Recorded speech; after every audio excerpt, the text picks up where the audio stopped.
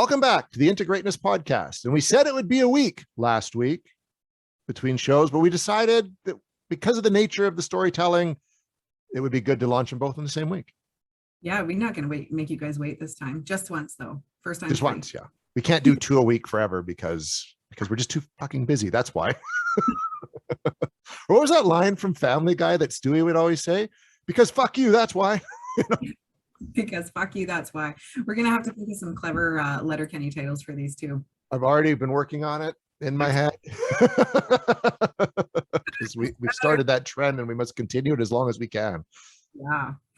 All right, so we're here for my story now. This is going to be Jolene's story, and if you've listened to Jason's story, then you'll see where some of these parallels are, which is really cool as it unfolds, because Jason and I actually don't know each other very well. We know like kind of some touchstone pieces of things, but we're like also getting to know each other through this podcast. So that's really cool. So I am the 4-0. This year I turned 40. It was also a milestone year for me, Jason. And through that, I look at some of those key definitive things. We talked about your childhood stuff. We talked about, like defining moments and people in our lives. And I'm kind of just going to carry on with a bit of that trend, highlighting those things. So as I mentioned in the previous podcast, as a child, I was like deathly shy as a young child. Don't say my name, don't look at me, I don't exist. Transition to kindergarten was really difficult with separation anxiety stuff. And clearly I came out of that bubble. I have an older sister. I grew up with, the family of 4. We were a, blue collar family who, was able to afford the things that we wanted to do. I was a dancer. My sister played soccer, and, relatively normal, quote unquote, kind of family. There wasn't a lot of substantial things. I look back and was like, it was such a struggle. There was just events in life, right? So for me, through those like elementary school years, looking back now, when I look back at the things that I heal now in adulthood and patterns and understanding why I do things certain way, when we look at attachment patterns and things like that, I look back and there were some key moments in elementary school. I always got put in different classrooms, so I'd have to make new friends every year, whereas my friends always got put in the classes with each other. And I remember being really kind of devastated every year that school would start up and I'd have to like restart all the time. And I found out later in life, I think maybe grade 7 or something, the teachers intentionally did that because I was so adaptive. And I was like, you guys fucking ruined me with that. Like, just because I could do it doesn't mean I should have had to. That gave me a lot of my own insecurities, always having to build friendships. I look now at where that has served me in life and I'm entirely grateful. And I see how that evolved me. But back then it sucked. It sucked.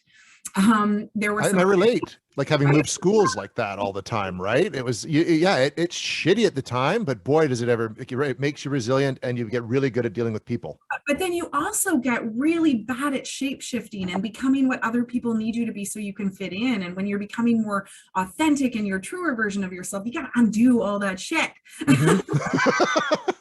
With both parts, right? But through like the middle part of elementary school, I gained weight and I became kind of like a chubby kid and I got really bullied and I had a really difficult time through a couple of those years. And those were defining moments of my high school years, believe it or not. I think it was in grade 4 or 5 when I went through a lot of that, a lot of nights crying by myself. I remember, I even remember punching a girl who had made fun of me so bad one day and I didn't even get in trouble because even the teacher was like, I'm actually glad she stood up for herself. Cool. That's good. And like my parents 100% supported me, but I remember just being like so heartbroken, just around that kind of bullying. And I promised myself that when I got to the other side of it, I would never treat people like that. And I think for the most part, I really stuck to that.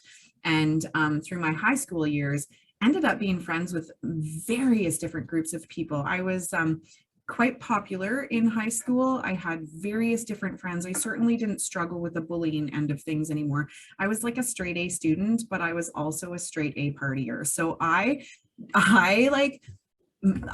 straddled the line of being super responsible. I was a dancer. I had a job at a young age to pay for a car before I turned 16. I did all the right things. So I had permission in my mind to do all the wrong things. And I definitely straddled that line like a professional. Nice. That like I was the kid she had to worry about. She never had to worry about when my sister was coming home. But grade 8, she was like, "Where's Jolene?" It's 2 a.m. I'd be up on a mountain drinking beer, having fires. you know, I made sure I lived hard, but I also worked hard. I played hard, I worked hard, and I still feel like I do that. It's about balance for me. But with that, I had the beautiful experience in high school of having great experiences. I have fond memories of that time in my life. Gratefully, I know not everybody has that. I was the valedictorian, and every year that I've planned our 10-year reunions, this last one has been on hold because of COVID for a couple of years. But, I'm reminded at just how grateful I am to be connected to all of the different groups in my high school and in my grad year. And that, I never felt defined by any one of them. And I really embraced all of the various friendships that I was able to grow and foster over the years. So that was where a lot of that beauty lies. And I consider myself someone who, I was born and raised in Kamloops, so I know a lot of people around here, but I also really value connections and intentionally, maintain, especially through social media nowadays, makes it a lot easier, but I intentionally maintain a lot of those connections, Which high school? I went to Valley View. Ooh, yeah. I was NorCam. Oh, okay. Yeah. Yeah. Now I'm on the other side of the bridge, but I was a Dallas girl growing up. So like a big part of my heart still belongs out there, still lives Nice. out. So, moving into high school, like I said, I have really fond memories, but the end of my high school years, my grade 12 years, my dad died of suicide. And that was the biggest, most profound turning point in my life, especially when we talk about career. So you had this like Hewlett Holmes idea that literally was all built in your mind. And it was like you literally just dropped the blueprint and walked away. And then years later went and cleaned that blueprint up, cleaned the site up, and explored what was left there. But essentially you just had to kind of up and walk away. I had sort of this, I don't know, pick a career. What do you want to do? I was a dancer and I would help teach dance to pay for the classes and stuff. So I was like, I'll be a teacher. I loved academics. I was a tutor through high school as well. And I love learning. Like I'm a student of life and I love academia as well as, the real thing. So it fit for me to be a teacher. Really glad I didn't though, but I love it. And I've it's kind of limited in the school district stuff, but I love teaching. And throughout all of my jobs now, I am in huge teaching roles, right? I'm a supervisor for master's students and other, social work and counseling students and have been for probably 15 years now plus. But even in my old job at Mental Health and Addictions that I had with the government, I taught addictions training and had other teaching roles there as well. So I've always been able to integrate it into what I do, which I love because I have a passion for sharing that knowledge and equipping other people. So that's always been there. But essentially when my dad died, that was the turning point to say like, I want to help people, right? And social work was kind of the field that I wanted to go into. And that kind of evolved from my own suicide attempt that year and me being, forced to go and sit in an office with a counselor who, looking back now, I really didn't offer her much. Like I was a bit of a, getting water from the stone, just giving you what I needed to give you to get you off my back kind of thing back then. But I really respected her and felt connected to her. And, even just the role she had in my life really inspired me to want to do that as well. And later in my job that I got at Mental Health and Addictions, which I'll talk about timing and how things kind of really align in bizarre ways, wonderful serendipitous ways. But her and I ended up collaborating as professionals later on, which I think is just such a beautiful thing to be on the other side of the table and have that professional respect from her, on the other side. And I've done the same myself. I've mentored previous clients into student roles and seen them on the other side of the bridge too, which is, I think, so amazing at busting stigma in the mental health realm. So essentially, that's like a big catalyst in my life. When we talk about people who define sort of our life, in that grade 12 year, there was a math teacher who just took me under his wing. I don't know why, I don't know what, but I'm so grateful. And he has remained connected with me and my family ever since. And I mean, this was like 22 years ago. And he's like a pseudo grandparent. They're amazing. They love my kids like their own. And he is a very monumental person in my life who just believed in me, you know. When I quit smoking, he was like on my back trying to get me to quit smoking. And I didn't do it in that grade 12 year, but I did it, you know, a few years later kind of thing. But, you know, when someone is just that invested in you, sometimes that's all you need, you know. So that was a little bit of that story. And, you know, I look at how my life evolved. So my first job out of the social work, you know, out of my university degree, my first job was at intake at Mental Health and Addictions with Interior Health. And my first day in orientation, I was like, holy shit. And I felt like I had been gut punched. The job I was doing was the job that called my dad a day too late. If you were suicidal, that was the contact you would make, and they would return the call and book you in. And I remember answering the phone when they called, and I said, it's too late. He's dead. Wow. And when I realized I was now that person sitting in that chair, I knew none of it was an accident. And I was like, this is exactly where I'm supposed to be. So I did that job for 13 years. I, you know, had the beauty of merging into a different kind of role there, working with young adults who have concurrent disorders, so mental health and addictions issues co-occurring. And I spent the majority of my time there in that role while I had the time and energy for that really demanding caseload. A lot of vicarious trauma experience through there. I left there with a lot of restraining orders and death threats and things like that because people were very unwell. But I loved my job when I left it. I just ended up having to leave because I had 3 kids, daycare issues, and knew I wanted to be in private practice. So the other thing that evolved while I was there was my passion for suicide awareness and prevention. And I started kind of organizing an annual event around that. And there was one lady, again, monumental people in our lives, Mary Widmer. And she actually worked with my dad. He used to work at Ponderosa Lodge as a maintenance guy there. And she had worked with him and did she was like an ordained minister as well. And she did his little service for all the residents at Ponderosa. She did his little funeral service there for us. And I remembered her from there, but she had now started this grief and loss practice. So she was like a grief and loss counselor in town. So I called her to be a part of these events. And I said, you know, Mary, one day I'm going to work with you. One day I want to do what you're doing. I want to counsel people through grief and loss, like specifically, right? So 8 years go by. I kind of chat with her once a year during that event. I slowly got my master's degree, I think over like a 4-year period by distance, working full time and doing all of that.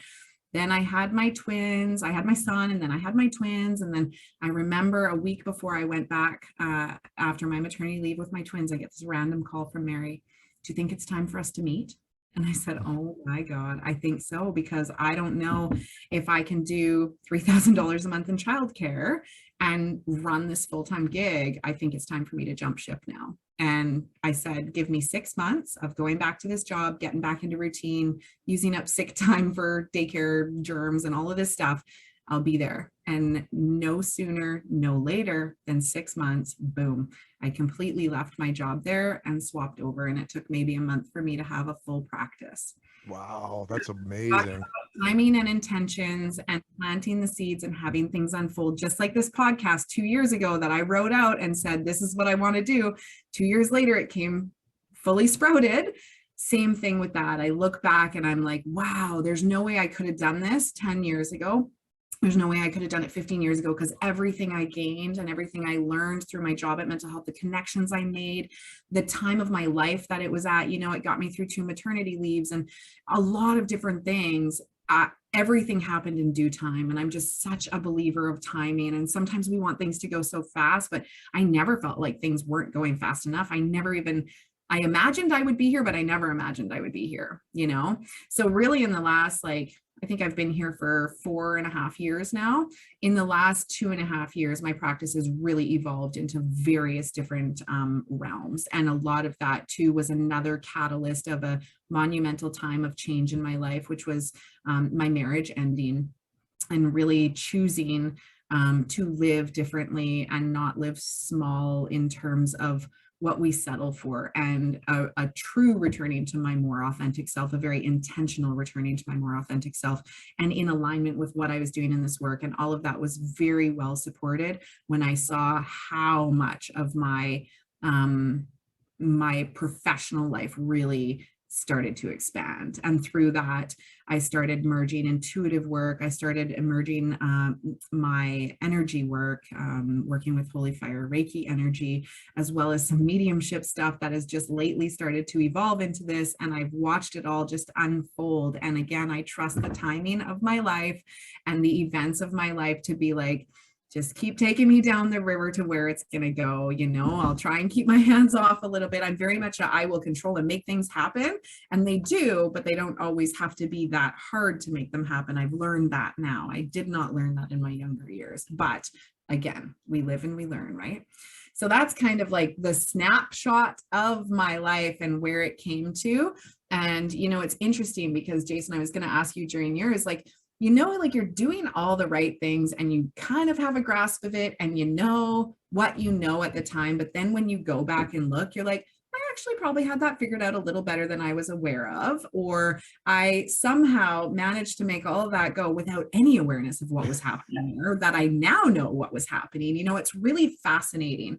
But there does come a point for me, at least, and I know through the people that I support and who I counsel, that there becomes this definitive moment where you can't unsee the things you've seen now. And that really activates a lot of growth and potential moving forward. When you reach that point of what I'm looking at from my history, from my past, from my present, I can't actually unsee that stuff now. I have to respond differently to it. That became like a big catalyst point for me. And that was for me a couple of years ago. So I always talk about my dad's death as being a monumental time in my life, but most of the wounds I've been tending to and healing to in the last couple of years came long before that, Definitely. I find the same thing. Yeah, it's a very cool integration of all of that. And I think we use the parts of our story to our benefit when we need them. And really from 17 to, 37, for me, that 20-year period, I very much used my dad's death as a pretty definitive part of my life. And that is the material I was working with at that time, and it served me well. It helped me build a lot of things. I built a marriage and a family and a whole bunch of other things. I had to unbuild some of that stuff as well because it really wasn't for my greatest good. But again, no regrets because everything was necessary to get me to where I am now, all very valuable experiences, I think there, if like you're hearing your story and looking at mine, there are no invaluable experiences really, and you need to that's why there's some people who struggle in life. And I think it's because there's probably a variety of reasons, but I look at the times I struggled in life with myself and mental health, etc. It's because I was fighting with it. In my mind, I had something different I wanted to do, but your life is, there's a path to your life. My dad, is very much, he always believed that you have a path you're supposed to be on. And when you're on that path, you know it. That's the freeway we talked about last podcast there. When you feel like you're on the freeway, it's all lit up, it's smooth. Yeah.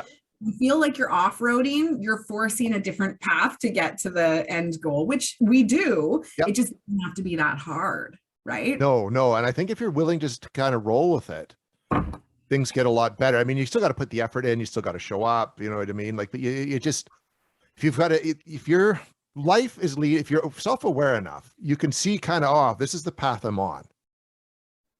But as long as you don't try to have but I want to do this instead, right? And it takes a bit of self-awareness to realize you're on the path you're supposed to be on. I'm doing like yourself right now. I'm exactly where I'm supposed to be. Yeah. Right. Yeah. And that comes with intuitive living, right? Once we start to heal our traumas and our trauma responses, we start to understand our body and our intuitive inner knowing a lot more. And we can use that as our guide rather than the things that armor us up and shift us. Like I talked about, that shape-shifting piece in my earlier years to people please and fit in and all of those things, right? Once I undo all of that stuff, then you can truly see who you are, where you're meant to be, what people feel good. It doesn't matter if those ones don't like you because those people probably don't feel good.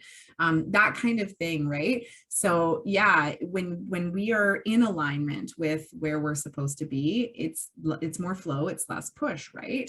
But a good portion of our lives is very ego based, and we are building, I say, like the structures that were then meant to deconstruct later for better growth, right?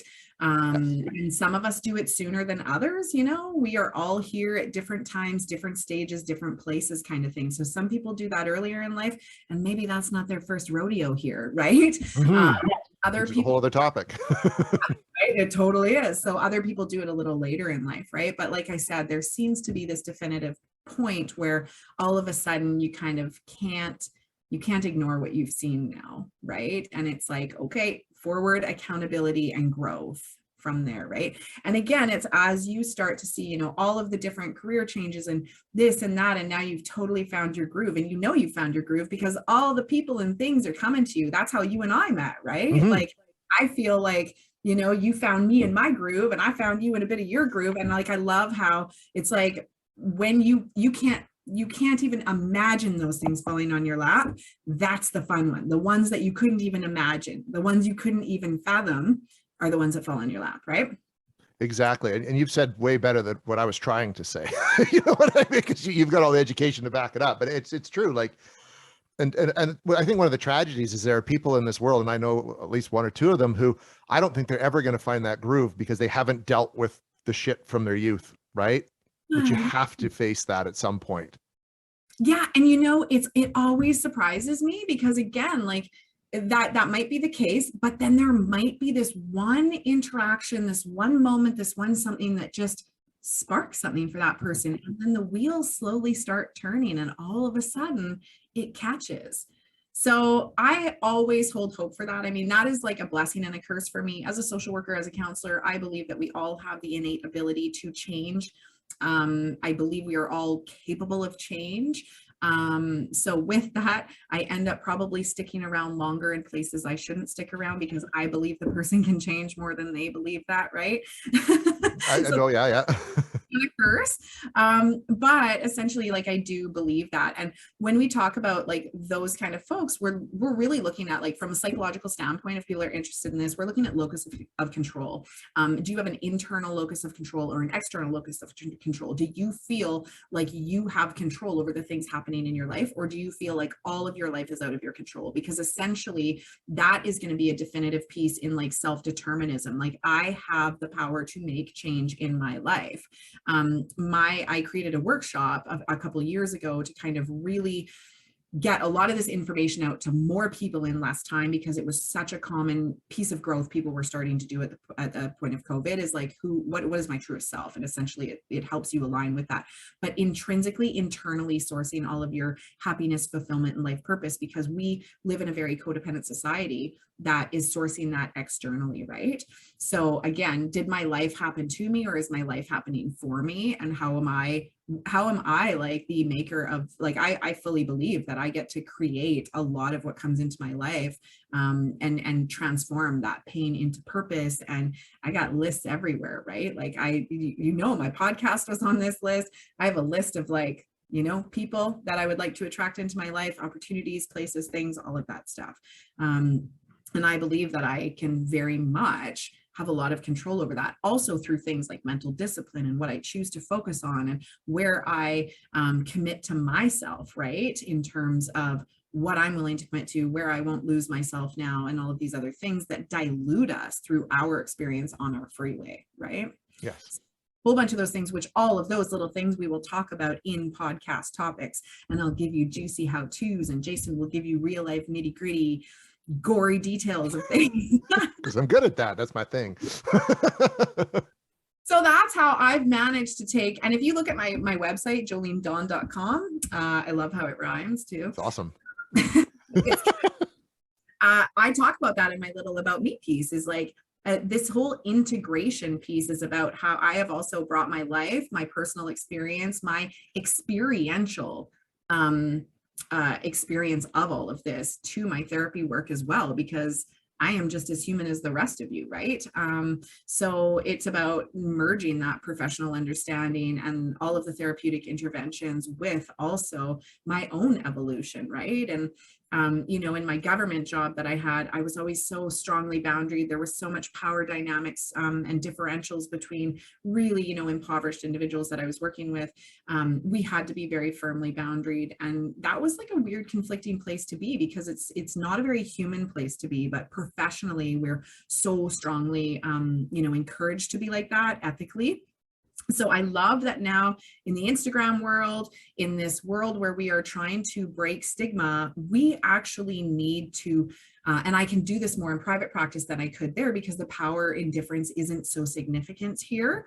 But there is just this realness in the human interaction, and especially through the grief work that we do here, we use a companioning model based on Alan Wolfeld's material and stuff.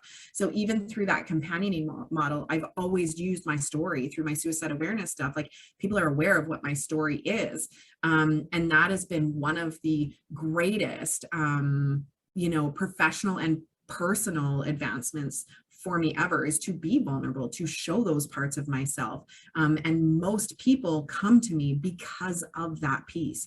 They feel connection. They feel like they're going to be understood. And that's always the intention behind it, is to normalize what people are going through, to model what it is that we then expect a client to be able to go through, right? Like, you know, one of the most conflicting things was sitting there with my clients in my government work and expecting them to unload about all of these trials and tribulations in their lives, and me being like so entirely boundaried that I'm not even really supposed to tell them if I'm married, or when they ask me how old I am, I'm supposed to deflect it and say, well, what does that matter for you? And shit like that. It's like, why is this a one-way street? That's the power dynamic, right?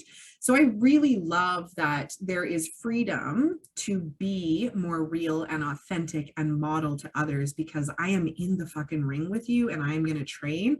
It's not about me, but you need to know that, like, I'm there with you. I will be there with you in that way. And that's what we're going to do through this podcast, is allow all of you guys to kind of be here with us and to hear commonalities in our stories. That is one of the coolest ways that we can heal, is when we hear something familiar of someone else's story, and then we can observe it from a distance with less judgment, more compassion. We can almost like praise somebody for going through what they're going through, whereas we might shame ourselves for that because we're viewing it from a really distorted place, right? Mm-hmm. So hopefully between your story and my story, Jason, people are going to see commonalities and be like, oh yeah, okay, well, that's kind of like me. Like, okay, that sounds like a bit of the anxiety or overthinking that I do. And okay, this doesn't mean I need to pathologize the whole thing and whatever, right?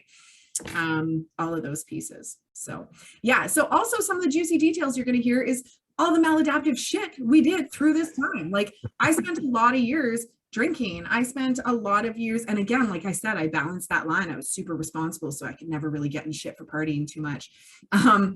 So I always managed that well in my own mind to justify things. But essentially, you know, you get to hear about all of our bad habits, right?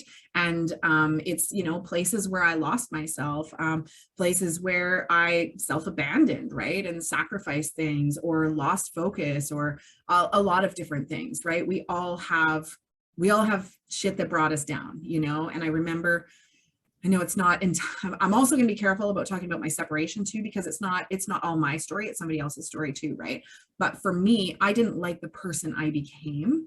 And it became just so aware to me that all of the maladaptive ways to cope within that environment is what I then was like, I don't even like the person I've had to become here. And I can't be okay with that.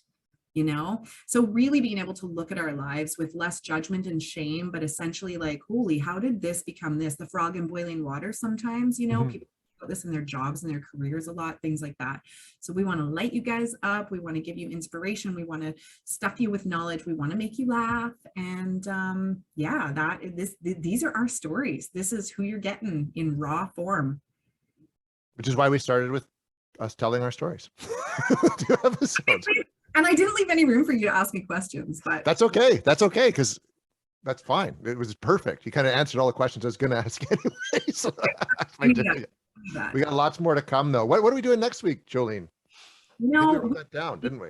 Yeah, we probably need to decide that. We could probably talk about vicarious trauma, because I feel like we both rolled into that relatively New. What do we got written down there? Vicarious trauma. So let's just stick with that plan. Do it. We'll just get into the gory details right away. Exactly. So that will be next week, where there's only one show. Yeah. This is the one. This is the double header one-off for this one here. I don't know baseball terminology, so fuck it. Anyways, we'll be back next week talking vicarious trauma. All right. Bye, guys. Bye-bye.